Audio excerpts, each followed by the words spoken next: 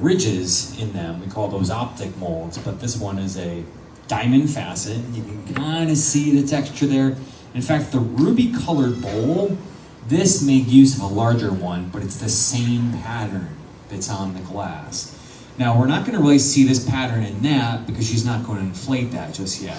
So that mold serves two functions. One, if she wanted to make an ornament out of this, she could blow that up a bit larger. That's the pattern we would see. Has anybody here seen a pattern of air bubbles inside glass? This is one way to achieve it. So instead of expanding that bubble, what we have now are little dimples on the surface of it. She'll let the temperature of that drop until the glass hardens. Then we're going to plunge it back into our molten glass to, one, get more material, so we can make a larger piece, but also to trap air bubbles. So what happens here is the viscosity of our glass at 2,100 degrees, is like honey, which means it's a little too viscous or too thick to flow into those dimples. It glazes over them. So that's how you get air bubbles. Now we're speeding up the cooling process. When we say cooling, we just mean we're stiffening the glass. And our glass goes cold at 1,000 degrees. So she was just using a little compressed air to speed up the process, just expediting it. Now in this oven, we take raw materials. Anybody know what glass is made of? Main ingredient? Shout it out. Sand, yeah. Silica sand, soda ash, and limestone mixed together. In the industry, that's called batch. And this is what our batch looks like. So it's been compressed, pelletized, which is nice because it knocks down how dusty it gets when you shovel it and move it around. But we put about 40 or 50 pounds of this in, right on top of all our glass that sits in there. Overnight, it melts into this clean, clear soda lime glass. The orange is just the light that is emitted. So at a pretty high heat, we're seeing all that energy coming out of it. Now, colors come from taking those same ingredients, batch, and adding metals. Metal oxides and metal chlorides can change the color. Back to Kim, she shaped and centered her second gather. She's using a graphite palette right now to do a little tapering to the glass. And this is a very interesting item. Anybody know what that is? It's not asbestos. It's the most common guess. Newspaper. Thank you, it's newspaper. Folded up newspaper that's been wet works really well.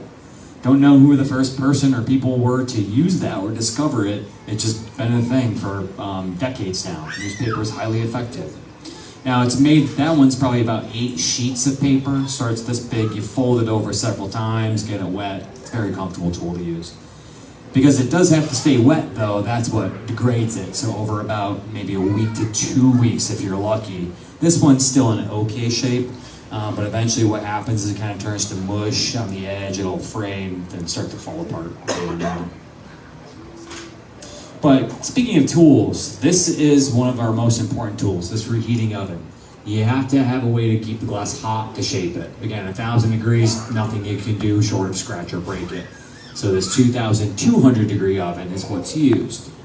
Now I will talk about that view in a little bit. We're gonna see Kim use that frequently and you'll get that pretty interesting camera shot into it. Even this metal table is a tool. It's called a Marver. Metal pulls heat from glass very quickly. It's a good heat sink. So if you want to chill certain areas of that glass, you can use metal tools or graphite and kind of stop the glass from being so soft there. Now this is a pretty important step. Well, actually she's starting to pull the bubble away from the blowpipe with this tool called jacks. But shortly you'll see her use the jacks to squeeze in a jack line right here. That's a constriction. That turns into a weak spot. Has anybody here broken glass before? Very easy to do, right? It's okay, you can raise your hand right up. We need to break the piece free from the blowpipe. So glass makers have to become very good glass breakers. Now, easy to break, but to get it to break clean in one spot, that's a bit more challenging. But part of it comes down to that nice constriction. So inflating, she's stretched a little bit, she's forming that constriction and reiterating it. The sharper that line is and stays, the better off we'll be. So a little bit more about this oven. There's many types of glass in the world. We talked about soda lime, right? That's the most common type there is, what we're working with on the blowpipe. The camera is safely mounted behind this oven. It's not inside of it. It wouldn't last even a couple seconds, I'd imagine. There is a little window, however, that can. It's made of fused silica. Now I'm holding 2 types of glass in my hand here. This one is soda lime, this is the fused silica. When you look through a small bit of it, it looks about the same, right? When you look down the edge, do you notice any difference? The soda lime, undeniably greenish in color because of the iron that's in impurity, in this case, in the glass. Doesn't matter when you're looking through a small layer because that iron doesn't stack up until you get the distance in there. But fused silica, a couple things going on. One has a really high softening temperature. So the window like this one in the back of the oven can survive that heat, lets the camera look through. It's the same glass used in optical fiber technology as well. So it's important that it's optically pure, which allows light to shoot through it very efficiently. And that's how we get high-speed internet around the world. Foot, all right, so Kim's got this blown up to size. She used a little compressed air system. That foot pedal, when she pressed it, let air pressure through the hose. So it's a system we installed to help us through the pandemic when we were working with masks on and couldn't blow glass the traditional way. So she wants to add some glass to make a foot for our soon-to-be pitcher. I'll bring a gather over. I'm going to let her do the attachment. This makes use of just how fluid the glass is. Call this casting on. All right, now when the foot is complete, and we've done all the work we can in the blowpipe, we're going to flip this bubble around 180 degrees. So I'll give her a hand in shaping up the very bottom edge of the foot. Glass, when it's molten, because of the surface tension, naturally wants to be round. So to make a nice sharp corner and edge on something, you can use two different tools simultaneously, making a mold for it. Nicely done. Now in a moment, I'm going to form what's called a puntee. So we've been working on the blowpipe. We need to attach a handle, a puntee, to the foot, so we break this piece free from the pipe and get an opening to work on. So it's common to finish off the bottom of a form first, traditional glass blowing actually, about 2,000-year-old process, and then flip the piece around to work on the top last. Ready for that? Okay. So a lot of teamwork goes into this process. Now, there's a lot you can do by yourself. When you have some skill, you can even set up a shop to assist you. You can configure your studio to aid you working solo, but without a team, your options really are limited. So the puntee, just a bit of glass on this solid rod. We saw hot glass stick to itself. But unlike the foot, we don't want the puntee to stick permanently. So a lot of that has to do with how I prep this. I'm getting a small bit of glass to the right shape and the right temperature. Now we don't use thermometers to tell us how hot the glass is, but it's all based on feel and doing it for so long. But the puntee, this is a pretty good setup for it. I'm going to give it one more little touch here.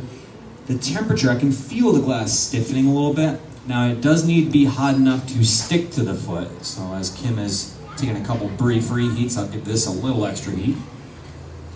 But we want to make sure that this puntee will break free when we're done with the pitcher. Here you go. Once again, let her do all the steering. Nice shot, that was a bullseye.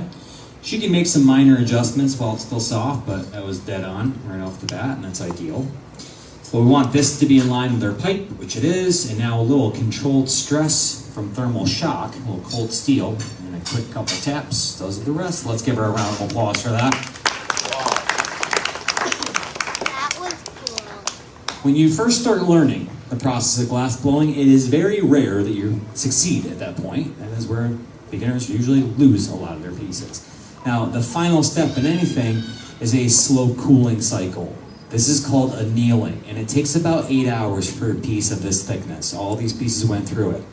The oven that's right behind the bench that's sort of skewed a little bit, that's holding below 1,000 degrees. I think we have it at like 950, yeah, right around 950 Fahrenheit. We idle it all throughout the day. We put all the pieces into that, and when we're done, the last piece goes in there, we close up the doors, we hit a couple buttons, which starts a computer program, and that oven will gradually lower temperature overnight to get about 8 hours time to do that. If you don't let the glass cool slowly, it's going to crack from thermal shock, something the soda lime's quite prone to. Are there any questions so far? Sure. How did they anneal before? Sure, in ancient times, how did they anneal glass? One, they used wood fire furnaces. Believe it or not, you get a wood fire furnace at 2,000 degrees, even over that if you have the right design. Now think of an igloo shape, so they would build a dome that would be closed, and there'd be an opening on the side of the dome that you could gather your glass from and reheat the piece. And then the tunnel, like the entryway to an igloo, that's where you load your fuel, and that would be the natural intake to stoke it. Above the dome on the top, they would build another oven. So that oven would get some residual heat without overheating it. To put it this way, you can't anneal something for too long, but you can under anneal. So if you insulate that oven the best you can, let the fire die down, even if the glass cools over the course of a few days or a week, it's okay. But if it cools too fast, it'll break. Yeah. Anything else? Sure. Or is all your equipment just powered by electric or propane? This is electric, yeah, that's a great point. This whole shop, minus a torch that we have oxygen and gas going to, this is an all-electric setup. You can probably see pretty well from your seat right here. There are elements that line this, molybdenum disilicide elements, and this all-electric setup was created for one purpose, and that was to operate on cruise ships. So about 15 years ago, our museum was partnered with Celebrity Cruise Lines. 3 of their ships in their Solstice class fleet have shops just like this, a little smaller, installed on the upper deck. Our museum blew glass for 10 years on all 3 of those ships. We're no longer partnered with them. We ended that program on a high note. It was all good. It was just time for us to retract. But the all-electric shop was able to pull power from the ship's engines. So a couple reasons. One, it's kind of a big no-no to have open flames on a cruise ship. But also, logistically, it'd be a nightmare to supply those shops daily with either natural gas or propane. It'd just be really almost impossible, I would say. But the biggest difference in the way this operates, when we're reheating with that electric oven, it simply takes longer to soften glass in comparison to a gas-fueled oven. So most glass studios will use natural gas or propane for their reheating ovens. With a melting oven, wood fire, electric, natural gas, it doesn't matter. You get to that temperature, gathering glass of that heat feels the same. But when you're resoftening something, that's where it takes much longer, and that's why that's not a very popular thing. It works great, but if you're working large scale or if you're in heavy production, you're opening those doors a lot, heat drops and it does not recover that fast. So most glass studios will use combustion nowadays, but good question. Yes, sir. What is the reason for building this museum in this town? What's the reason for building the museum? The museum opened as the Glass Center in 1951, and it was in part from a very big contribution by Corning Glassworks at the time. Now, Corning Glassworks is a company nowadays known as Corning Incorporated, a Fortune 500 company. But that company moved here from Brooklyn in 1868 to establish what was then Corning Flint Glassworks.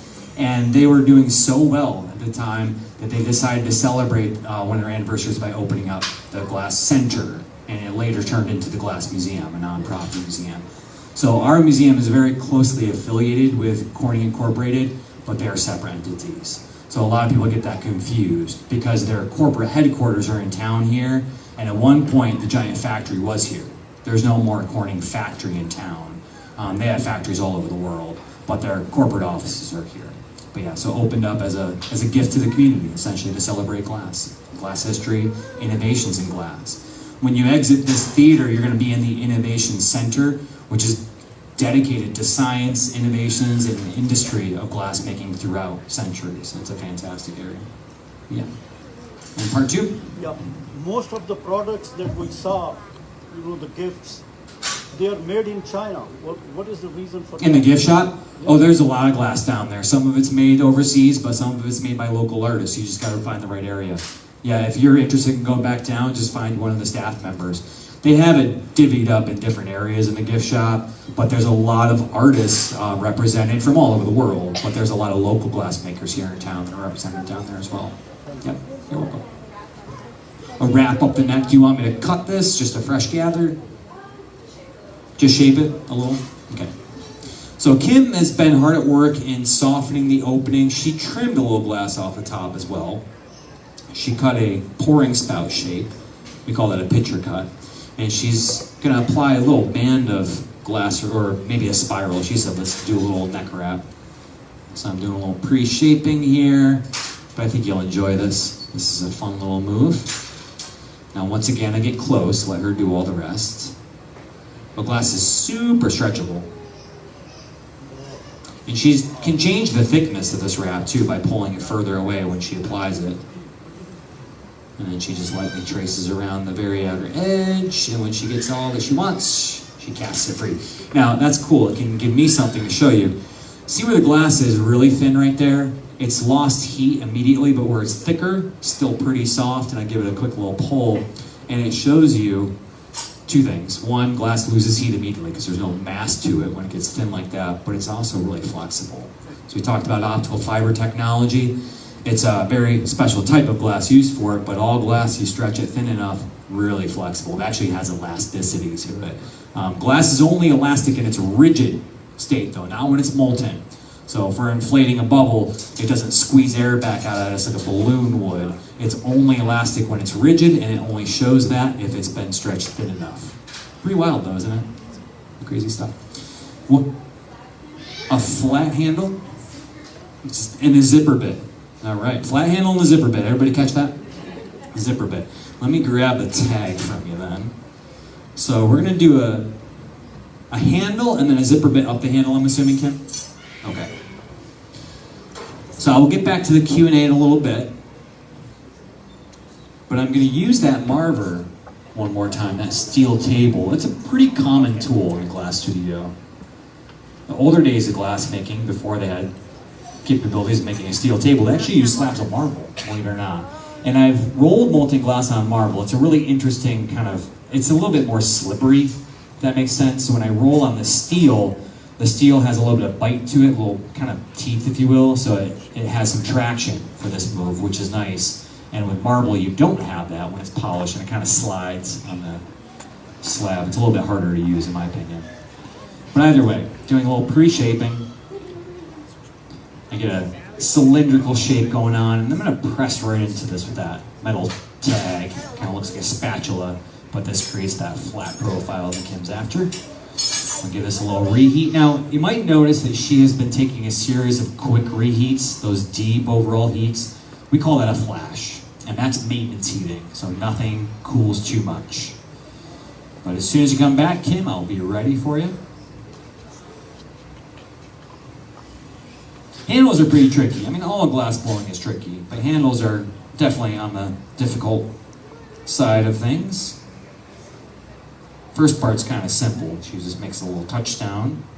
So when she cuts this free, the handle just wants to drop towards the ground because it's so soft. It's kind of like shaping a wet noodle.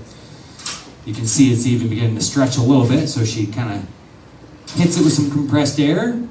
Here's the move.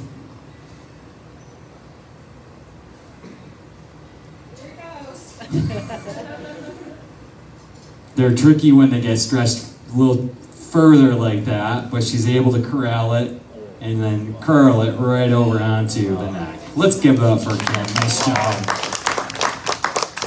But we're not done. We need a zipper bit, right? Do you pull this glass off, traditional zipper bit style? Yep, okay. So I'll stand by for that. Now we've been selecting these pipes and these punties, these solid rods from our pipe rack, which is preheating the ends. You could take room temperature steel, dip it into the furnace and collect glass on it, but it wouldn't seal to the metal. It causes some issues. So we preheat them to around, I think we have 1250 degrees. But when glass is left on a pipe or a rod, we set it into this bin and it pops off. So it takes a few minutes time, but it starts to basically break off the end from thermal shock. So here's the use of that, we call it a hot torch. I know, yes, all torches are hot by definition, but an oxygen additive to the flame really bumps the temperature up. This one's natural gas and oxygen. But it's a great way to deliver really intense heat to very specific areas. Okay, sounds good. Another thing with the electric, I talked a little bit about how when you open the doors, it drops heat so fast. That's why we keep opening and closing those bigger doors, because if you leave them open too long, it's really hard to get the heat back in. But pretty interesting fact about this shop, as well as now one third of our museum's campus, backed by renewable energy credits. So I think that's kind of a cool point. When Corning first established here in town in 1868, they used coal for their furnaces, and I cannot imagine working in the factory that relied all on coal as a fuel.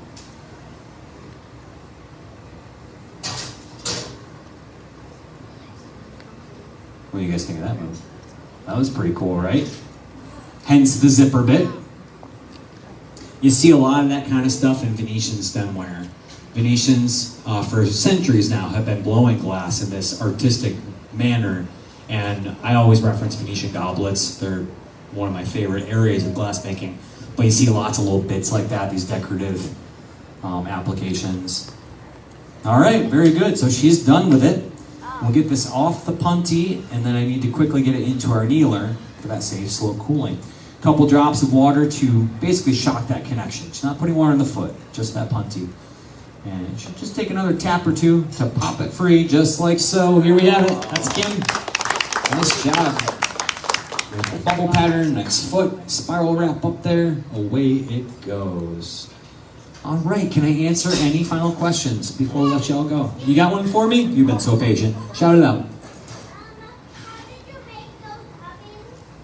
How did we make the ovens? That's an excellent question. And there's a company out on the West Coast. Do you know where Seattle is? It's in Washington State, so it's pretty far away. But there's a company called Spiral Arts, and they made the ovens for us. Now, they have been commissioned many times to build a lot of equipment for us, but I mentioned the cruise ship program. They, along with our museum, received the patent for the all-electric hot shop. It had never been done before that. So they get a lot of credit for masterminding how the equipment works so well. Yeah, great.